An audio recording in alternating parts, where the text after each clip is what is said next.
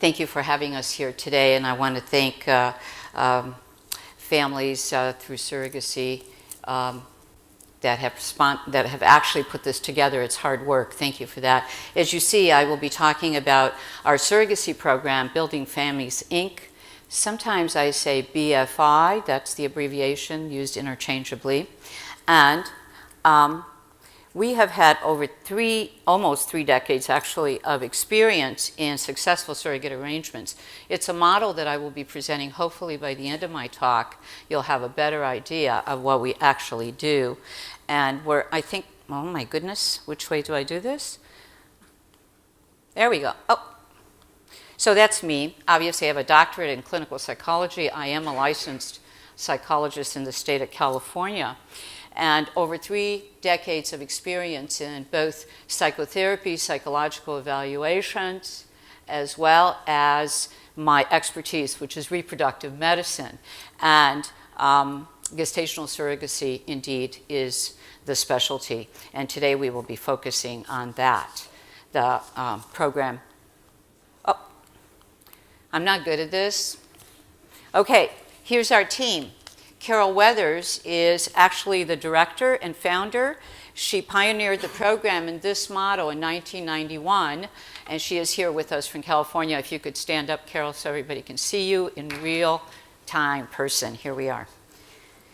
The second one is Anna Sendo, who is our international manager for all the couples abroad, here in Europe and UK, and she's standing right there. Her office is in Madrid, Spain.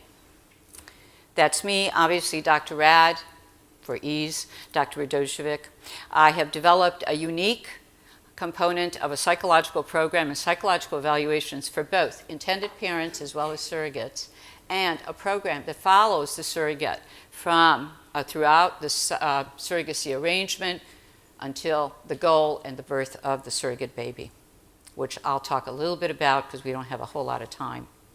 And then last but not least is Paula Mahan, who is an expert. Please stand up and show yourself to everybody. She is also from California and an expert at putting together surrogate contracts and arrangements, and does all our international couple arrangements in a flawless fashion based on California state law, which please talk to her more about it. It's not part of what I do, it's part of what she does very well. Okay. Okay. Here we are. Here's some of our couples and beautiful babies that we've had in our program. And one of the things we do require, by the way, is that the intended parents actually have a relationship during the arrangement with the surrogate. And why is that? It's her pregnancy, but it's really your child and your baby. So we want to make sure that you have that experience. And these surrogates are really doing it for you. That's their intention, not for themselves. And also, what we really are proud of and pleased about is that some of them go on to have long-term relationships, which is not required. I do ask that in the psychological evaluation of all the intended parents. What is your intent? If everything works out well and you have your child with the surrogate. We don't ask you to be best friends with the surrogate or be part of your family, but again, the appreciation of this wonderful gift that you've desired. What are the actual sort of requirements for the intended parent? Let's talk about that for a minute. And I do an evaluation on both sides. Everybody's evaluated and cleared psychologically before they're actually matched in the program. And it helps with the matching process and also with managing the surrogate arrangement. We think it works really well. I consult ongoing with the program. We are always sort of interchanging and interfacing, if you would, very well. Curbside sort of consultation, if you would.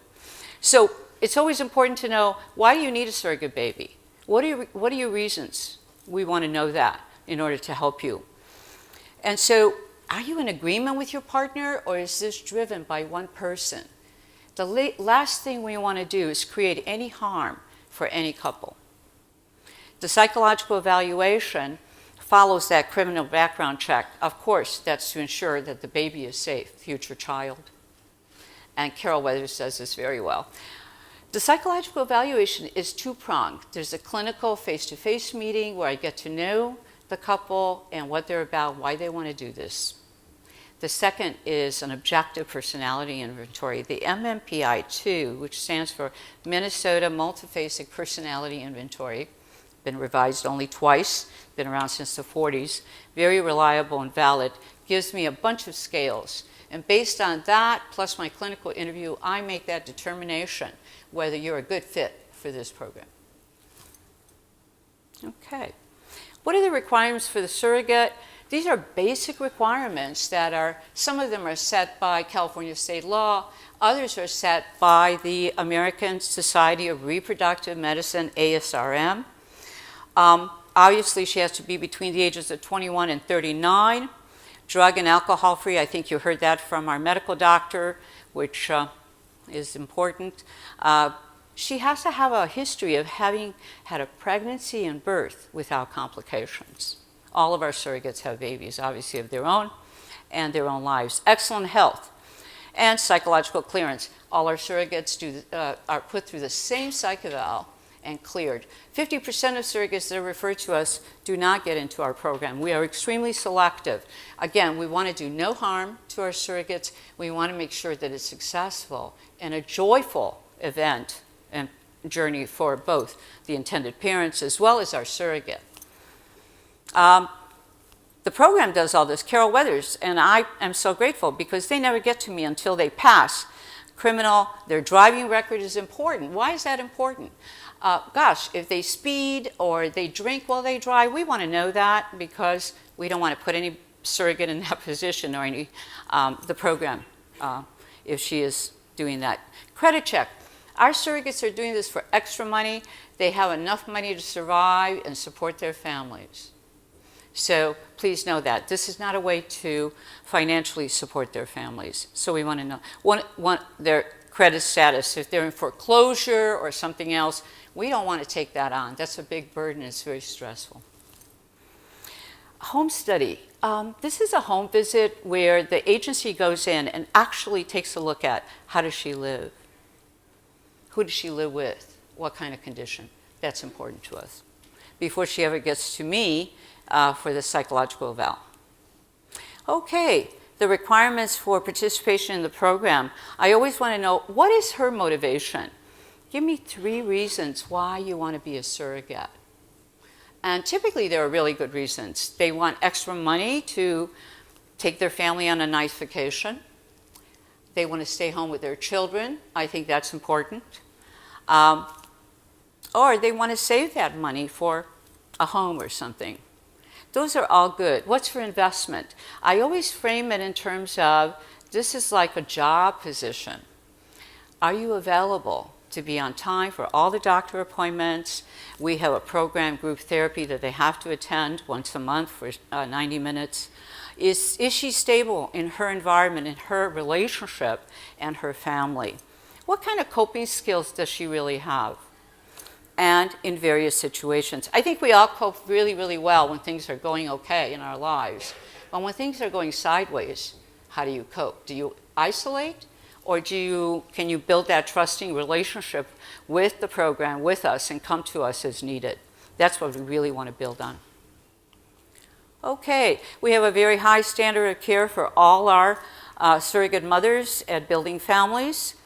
Both emotionally, socially. Family stability is ensured by the entire team. We work together and consult with each other all the time. Sometimes I talk to the program every day, if not every other day, or we do texting, emailing, etc. So we know what's happening with every single surrogate. They are managed extremely well. Coping with stress, we're giving them that in that mandatory group therapy meeting. Everybody gets a turn. Nobody gets out without talking to me. I want to see them face to face. I want to hear them. We focus on the surrogacy itself most of the time. And most of the time it's really happy meetings, but sometimes it's not. The happiest meetings are birth story meetings because we get to have cake. It is different. Group therapy is different than a social event. Going to the spa with the surrogates. A lot of programs will do this. I think it's kind of cool, but certainly not therapeutic or led by professionals. Okay, requirements of the professionals are very high. Again, very high standards. Doctorate in psychology like myself, other professionals, hospitals, who have experience managing surrogate arrangements is critical to us. We picked board-certified OB-GYNs and periodontologists. We pick hospitals with the highest level of NICU. That's very important. And, of course, the law attorneys are experts at what they do, and Paula Mahan is there. Okay, money is involved. I heard this earlier in the speech that U.S. charges the most, and so perhaps we do, but maybe there's a reason for that. There are expenses and there is a budget, and this is pretty obvious, I think, in terms of expenses. The surrogate mother is compensated. There is value in what she does, and she should be, okay? I think one of the things that we forget is that she may miss work, or she may be asked by her couple to do extra kinds of things or extra tests with the physicians in reproductive medicine, and in that case, that takes more time. So we want to keep all of this in mind as we go through those expenses and budgets when you're presented with it. It does cost money. Altruism versus exploitation. Altruism is defined as a selfless act to benefit or for the well-being of others. I think all surrogates that we have are altruistic in nature, to be honest with you, okay? Whether you're paying them $1 or $50,000, it's not the money that makes it exploitive or commercial, as I heard this morning. That may be another term for that, which exploitation, which nobody should exploit these women for someone else, okay? So it's not the money. It's irresponsible professionals and a lack of a multidisciplinary team that works together hand in hand to promote and provide the care that's necessary for the surrogate. Okay, there's an analogy to gestational surrogacy that I think fits really well, and that is childcare. Dropping your child off for childcare to a professional place that you trust, that's going to take care of your child, is like the embryo transfer for your surrogate. Checking in frequently. I think that's important because that's what we ask you to do with your surrogate, the parents, intended parents. That's critical for us. And that's what you would do in that case as well. At the end of the day, the parents pick up their child analogous to picking up your baby at birth.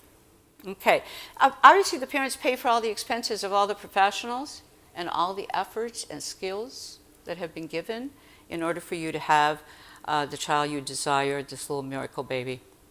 Okay. In summary, and I hope that you take some of this away today, is to establish the motives. Is it legitimate or not?